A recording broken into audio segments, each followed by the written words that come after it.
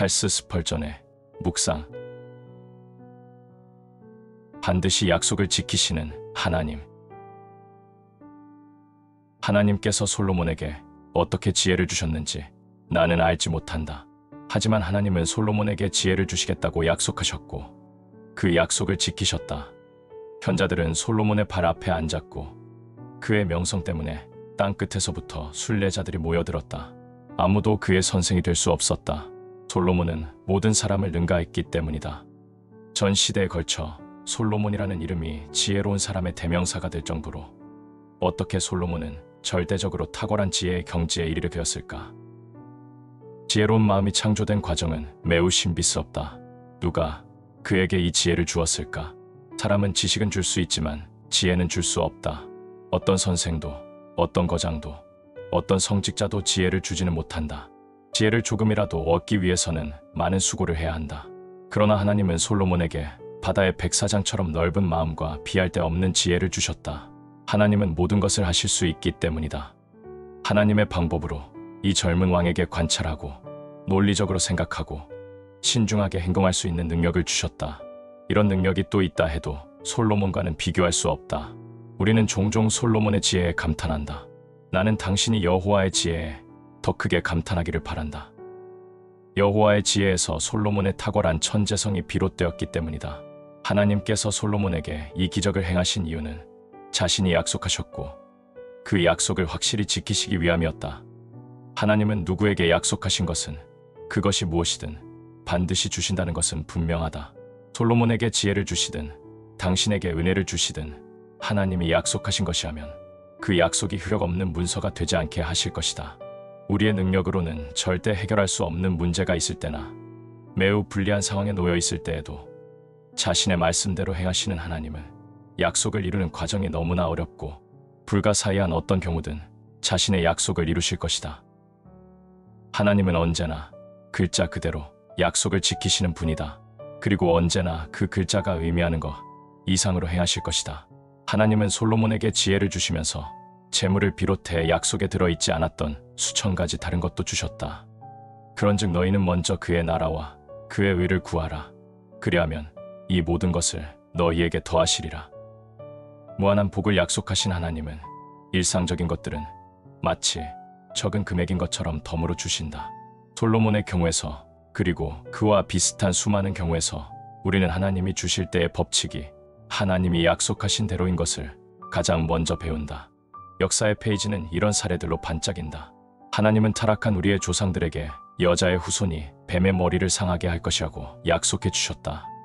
보라, 경이로운 여자의 후손이 나타나서 그분을 위해, 우리를 위해 우리의 구원이라는 영광스러운 승리를 얻으셨다. 그 한 가지 약속의 성취로 우리는 나머지 모든 약속도 지켜질 것이라는 보증을 얻었다. 하나님께서 노아에게 방주에 들어가는 것이 안전하다고 약속하셨을 때 노아는 정말 그렇다는 것을 알았다. 대홍수 이전의 세상을 멸망시켰던 수많은 파도 중에서 단 하나도 노아가 머물렀던 안전한 장소에는 들어오지 못했다. 하나님이 아브라함에게 아들을 주시고 그 땅이 그 아들의 소유가 될 것이라고 말씀하셨을 때 그 약속은 불가능해 보였다. 하지만 아브라함은 하나님을 믿었고 때가 되자 이삭이 태어났고 그가 약속의 상속자임을 알고 기뻐했다. 하나님이 야곱과 함께 하시고 도와주시겠다고 약속하셨을 때 하나님은 그 약속을 지키셨고 야복강에서 씨름하며 구했던 구원을 야곱에게 주셨다. 이스라엘 민족이 애굽의 노예로 전락했을 때 바로가 이스라엘 백성을 철권 통치하면서 그들을 보내주지 않았을 때 오랫동안 잠자고 있던 그 약속, 이스라엘 자손이 적과 꿀이 흐르는 땅을 소유하게 되리라는 약속은 절대 이루어지지 않을 것처럼 보였다. 하지만 당신의 백성을 책임지신 하나님은 그들을 구원하기로 약속하셨던 바로 그날에 크신 손과 편팔로 이스라엘 백성을 인도하여 내셨다. 하나님은 홍해를 가르셨고 광야에서 그들을 인도하셨다. 하나님이 그렇게 하실 것이라고 그들에게 확신을 주셨다. 하나님은 요단강을 둘러 나누셨고 백성들 앞에서 가나안 족속을 쫓아냈으며 약속대로 이스라엘 백성에게 그 땅을 거주지어 주셨다. 하나님의 신실하심의 역사는 너무 많아서 그 모든 것을 다 열거하기에는 시간이 부족하다. 하나님의 말씀은 항상 정해진 때에 하나님의 행동으로 말미암아 정당화되었다. 하나님은 약속에 따라 사람들을 대하셨다. 사람들이 약속을 굳게 붙잡고 하나님이 말씀하신 대로 해주십시오라고 말할 때마다 하나님은 그 기도에 응답하셨고 하나님을 믿는 것이 결코 헛된 일이 아님을 증명해 주셨다. 약속의 문자 그대로 정해진 시간에 자신의 말씀을 지키는 것은 전 시대에 걸쳐 하나님의 변함없는 법칙이다. 이것은 너무 거창한 이야기야라고 말하는 사람이 있다. 그러면 좀 더 작은 일에 대해 이야기해보자. 각 사람에게 약속을 지키는 것이 하나님의 법칙이다. 우리는 하나님이 자신의 말씀을 잊지 않으신다는 살아있는 증인이다. 수만 명의 우리는 우리가 하나님을 신뢰하고 있으며 절대 난처하게 된 적이 없다는 것을 증명할 수 있다. 예전에 나는 상한 마음의 죄인이었다. 엄청난 분노, 죄책감, 자기정죄라는 검은 구름 아래 위축되어 있었고 여호와의 면전에서 영원히 추방당한 것처럼 느껴졌다. 나는 형벌받아야 할 타당성에 대항해서 한마디도 할 수 없었다. 만일 우리가 우리 죄를 자백하면 그는 미쁘시고 의로우사 우리 죄를 사하시며 라는 하나님의 말씀을 읽었을 때 나는 하나님 앞으로 나아갔다. 나는 떨리는 마음으로 하나님의 약속을 시험해 보기로 결심했다. 내가 하나님께 죄를 범했음을 인정하자 하나님은 내 악한 죄를 용서해 주셨다. 내가 쓸데없는 이야기를 하는 것이 아니다. 용서의 순간에 내 마음에 임했던 깊고 평온한 평안은 새로운 삶을 시작하는 것과 같은 느낌이었다. 그리고 실제로도 그랬다. 그 일은 이렇게 일어났다. 어느 안식일에 나는 한 가난한 남자가 다음과 같은 하나님의 약속을 말하는 것을 들었다. 땅의 모든 끝이여 내게로 돌이켜 구원을 받으라. 어떻게 단지 그리스도를 바라보는 것만으로 구원을 받을 수 있는지 이해할 수가 없었다. 그렇게 위대한 결과를 얻기에는 너무 간단한 행동인 것 같았다. 그런데 나는 어떤 일이든 시도해 볼 준비가 되어 있었기 때문에 나는 바라보았다. 나는 예수님을 바라보았다. 내가 한 일은 그것뿐이었다. 죄에 대한 속죄제로 오신 예수님을 바라보았다. 그리고 그 순간 내가 하나님과 화해되었음을 알았다. 예수님이 나 대신 고난을 당하셨다면 나는 더 이상 고난당할 필요가 없음을 알았다.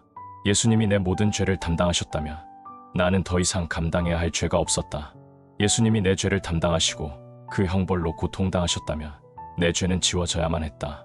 이런 생각을 했을 때 나의 주님이신 예수 그리스도를 통해 하나님과 함께하는 달콤한 평화가 내 영혼에 임했다. 약속은 진리였고 정말 그렇다는 것을 깨달았다. 이 일은 약 36년 전에 있었지만 그때 깨달았던 완전한 구원의 느낌을 잊은 적은 한 번도 없다. 또한 내 영혼에 매우 감미롭게 임했던 그 평화를 잃어버린 적도 없다. 그때 이후로 나는 하나님의 약속을 헛되이 의지한 적이 한 번도 없다. 나는 큰 위험에 처하기도 했고 극심한 가난도 알았고 살을 내는 듯한 고통도 느꼈고 끊임없는 불안에 짓눌리기도 했다. 하지만 하나님은 그분의 모든 말씀 하나하나에 진실하셨고 내가 하나님을 신뢰했을 때 실패하지 않고 그 모든 어려움을 잘 견딜 수 있게 하셨다.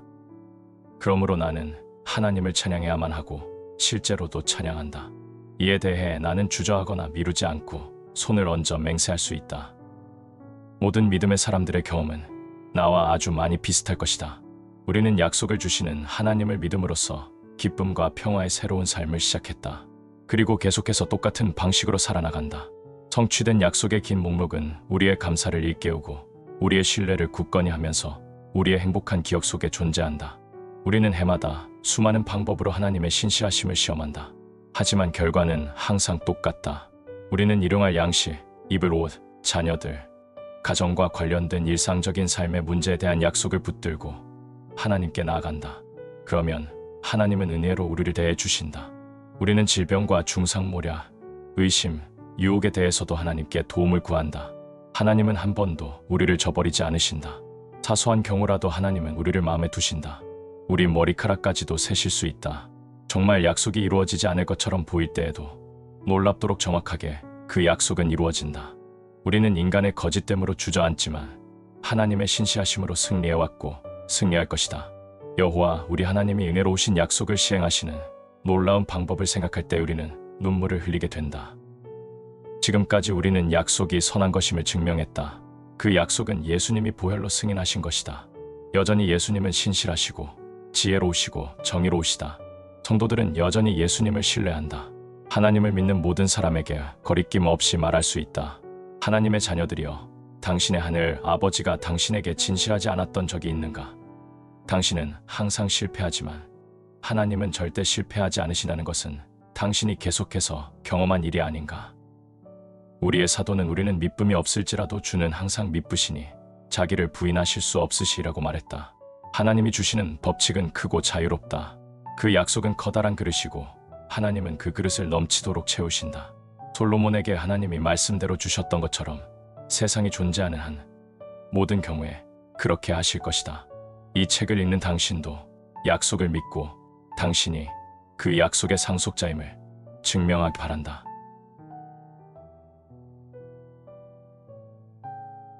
이상 하나님은 약속하신 말씀은 반드시 이루어 주신다는 진리를 강조한 찰스 스펄전 목사님의 묵상이었습니다.